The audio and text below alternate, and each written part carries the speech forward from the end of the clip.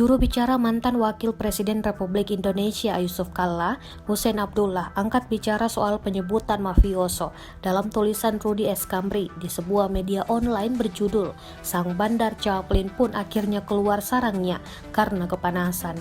Sang Chaplin yang ditengarai dianalogikan dengan JK karena kemiripan kumisnya. Disebut Rudy tak bekerja sendiri untuk membawa pulang iman besar Front Pembela Islam atau FPI Habib Rizik Syihab kembali ke Indonesia. Dalam tulisannya, Rudy menyebut Chaplin didukung kelompok mafioso Trio C untuk mendanai kepulangan Rizik ke tanah air. Mafioso Trio C yang dimaksud Rudy yaitu Chaplin, Cendana, dan Cikeas. Dia atau Rudy harus hati-hati dengan konsekuensi hukum tuduhan mafioso itu karena tuduhan tersebut melampaui batas, kata Uceng Sapan Karib Hussein kepada Tribun News Minggu 22 November 2020. Cikeas identik dengan SBY. Uceng menegaskan bahwa istilah Cikeas biasa diasosiasikan kepada mantan Presiden Republik Indonesia Susilo Bambang Yudhoyono.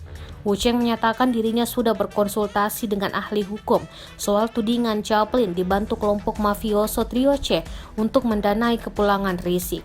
Hasil diskusinya itu, dia menyebut tudingan Rudy masuk kategori fitnah dan bisa diproses hukum.